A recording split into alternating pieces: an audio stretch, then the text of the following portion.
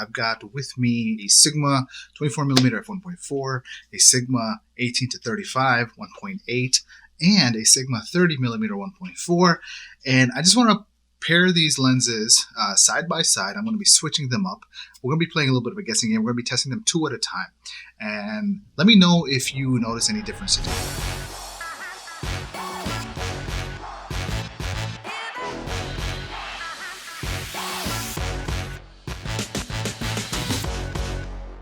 Right now, both of these cameras shot on Sony ZV-E10. Question though is which one of these is which lens? Can you tell the difference? Both of these lenses are wide open, shooting indoors. Can you tell the difference? I'll give you a few seconds to figure it out. It's a little bit of a guessing game. These lenses, the 24mm, the 18-35mm, and the 30mm are going to be very similar in quality, but there are certain differences, and we'll talk about those differences towards the end of the video in terms of use case. So make a note of your guesses, leave them in the comments below. So this here is the Sigma 24mm f1.4, and this is the Sigma 18 to 35mm f1.8. So now we're going to swap the lenses. The lenses that we're using is the Sigma 1835 and Sigma 30mm f1.4. Can you tell which is which? What I've done is I've matched the view to be similar between the two of them. Again, can you tell the difference between the two lenses? Again, Sigma 1835 versus 30mm f1.2. Take a guess. Did you figure it out? So this here is the 18 to 35, and this is the 30mm f1.4. We're going to swap the lenses one more time, see if you can spot the difference. This time we've got the Sigma 30mm f1.4 and the 24mm f1.4. Again, can you tell the difference? Is there a quality difference? Basically matched the positioning and the distance of the cameras to give me a similar, I guess, field of view or composition here. So are you able to see the difference, which one might be better or not? Again, I'm shooting at 1/40 f1.4 ISO 400 across both of these cameras, same exact exposure. Is there a difference in the quality? Both of these are just out of arm's reach. And just to kind of match one with the other, what I've done is I've digitally cropped in using clear image zoom for the 24mm to match the 30mm. Again, can you tell the difference? The answer to which is which, this here is the 24mm f1.4 and this is the 30mm f1.4. So the question is, why would you get one lens over the other? We're going to talk about that in a minute. Hey folks, welcome. My name is Belal coming at you from Space City, aka Houston. Essentially, I rented a bunch of lenses from lens rentals over the last week. I own this Sigma 18 to 35. It's a wonderful lens. It's a hardy lens. I've accidentally dropped that lens a few times and it's still good. The lenses that I rented, 24mm f1.4 from Sigma. It's a full frame lens. And then you have this bad boy right here. This is the Sigma 30mm f1.4. This lens is designed for crop sensor cameras, but if you use a focal reducer, then especially if you're using something like a Canon lens, then you don't get, you get a little bit of vignetting, but you still get a full picture. Whereas maybe on a Sony camera, actually, let's see. So I've got myself here a little Viltrox focal reducer. Pop on the Sigma 30mm f1.4.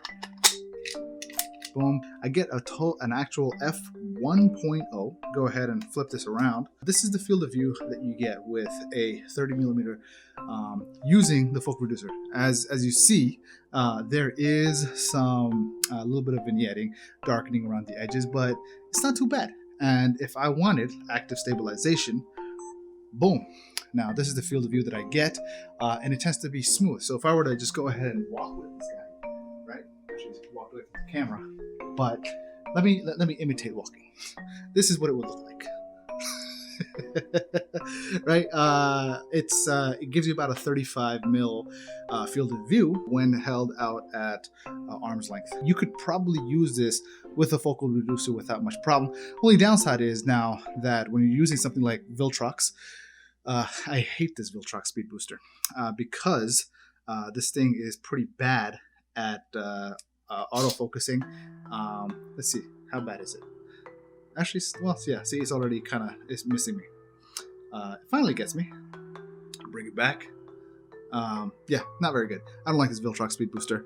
The focusing actually tends to work pretty decently with when I mounted with the Metabones, but the best results come with the MC11. So let me just go ahead and pop this on right here, just to kind of give you an idea of what kind of look and feel I get.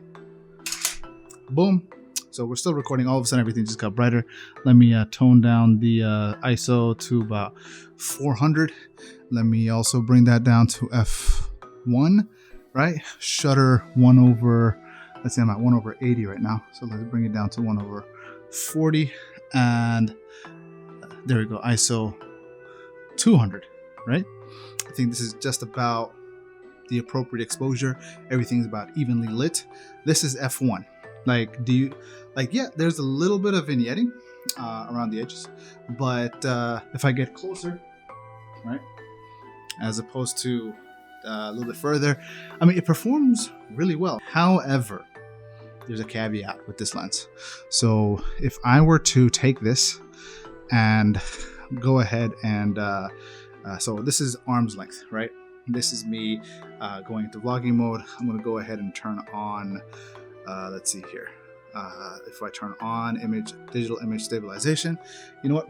This is what it looks like. It's actually pretty decent. If I go to, however, enhanced digital stabilization, this is where it gets funky. You see that? It just doesn't cooperate at all. Like it's all like jittery. Now this is not an issue when I use the regular adapter that's not a focal reducer on the Canon. But for whatever reason, maybe it has to do with firmware. I don't know what the reason is, but I get this problem. Now, if I go back to regular it's not a problem. That's my major caveat with regards to this lens. But if I were to just simply mount this back on the tripod here real quick, tighten that. And so let's put the 35mm f2 back on. Same settings, but you'll notice it is significantly darker. Full stop darker. Right now I'm at ISO 200. Let's bump this back up to ISO 400. And boom.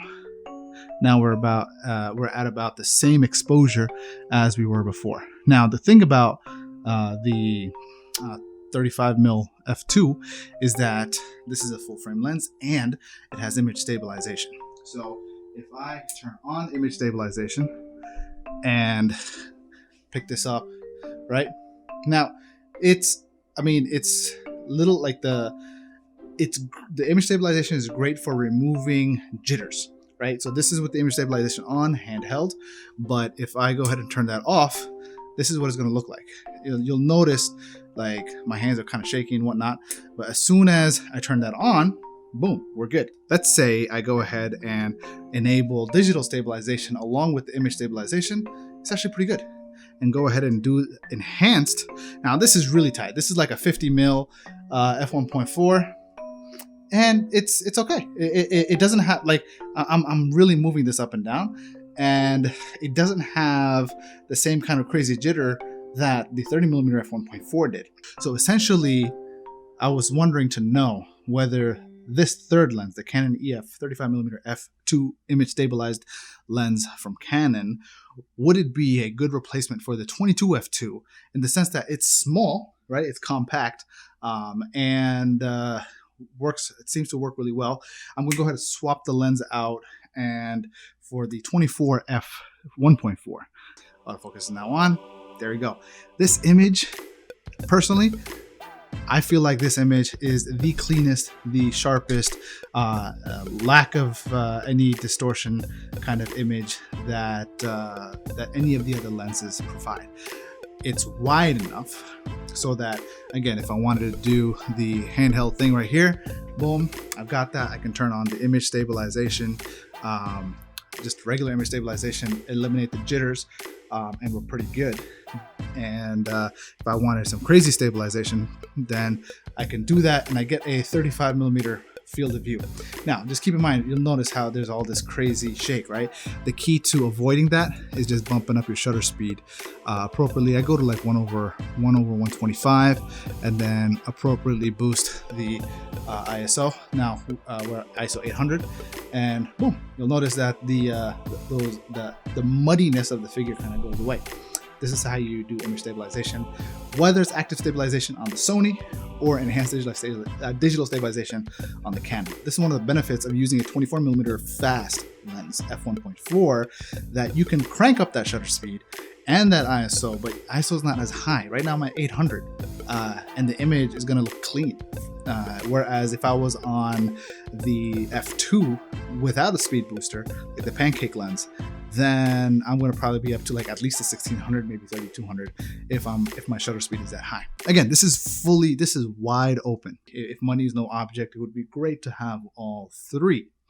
But if I had to eliminate one of these lenses, I will probably choose not this. And the reason I would choose not to get it is simply because at enhanced digital stabilization, it just goes wonky with the focal reducer. Simple as that. That's if I'm using it on a Canon. If I'm using it on a Sony body with the MC11 adapter, this thing works just fine without a problem. But again, you're getting a close to 40mm field of view. Let me show you what that looks like. Active stabilization is off right now. Boom. This is the field of view that we're getting.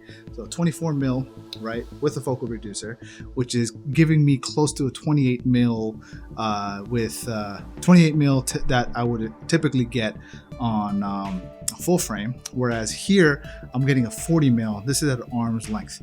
Now, if I wanted to stabilize this image, let me cut that recording, turn on stabilization, and or active stabilization, and boom, we're in like a super tight close-up. Not ideal for vlogging. If I were to use this to simply put down on a tripod as such, right, set it up, walk away, and then talk to it, not a big deal. But then you still need to create that space, and this is where that 24mm is just, it's pretty. It's great. I get that field of view. If I want to tighten up, I can always tighten up digitally. But the thing is, this is super light. And one thing that I wish I had with me to test out is the Metabones speed booster for the Sony, but I don't have that. But just to kind of give you an idea of how it performs with the Metabones adapter. So this Metabones is in advanced mode. That's the thing that you gotta always be cognizant of, is if you ever want to do autofocus with your Metabones, you gotta put it in advanced mode. How well does it autofocus? It takes a while. Its autofocus speed with the Metabones is as fast as autofocus on the Canon, right?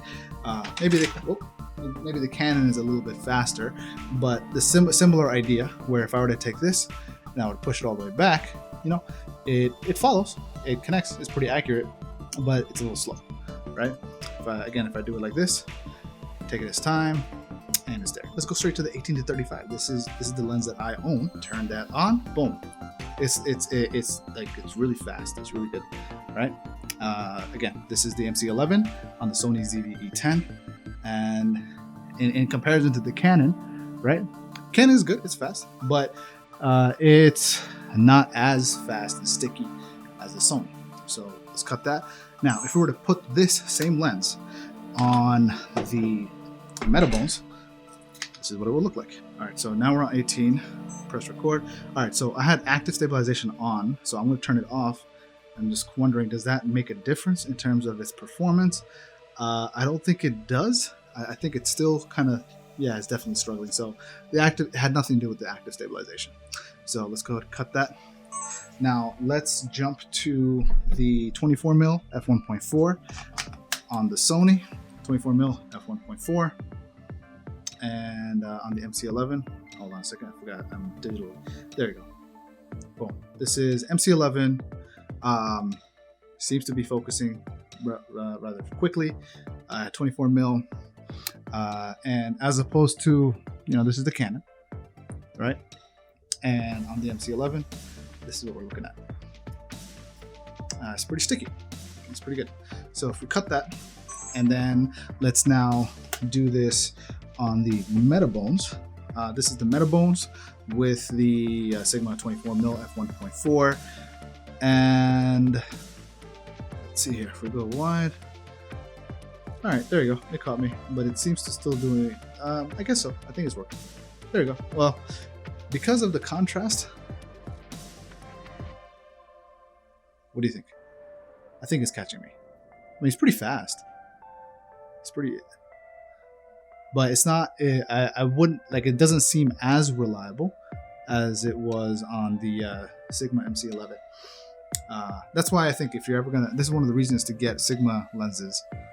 If you are on multi-platform, so I use Canon, I got Sony, I got some Panasonics, and because they're for different things, I got Canon for live streaming, I got Sony for seminar production, I got my Panasonics for my home studio.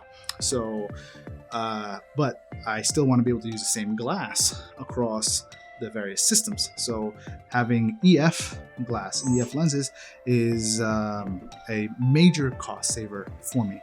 So this is one of the benefits of being able to use these different lenses. I definitely want to get the 24mm f1.4. Just got to find a decent deal. I don't know if I'm sold on the 35mm in the sense that I still want to compare this 35mm to the Tamron 35mm f1.8. How's the image stabilization between the two? Is there a weight difference? I don't know. That's a video and experimentation for another day. Let me go ahead and swap back out to my normal lens. And now we're back on the Sigma 18 to 35. Hope you guys enjoyed this video. If you have any questions, let me know in the comments below. And I'll see you soon.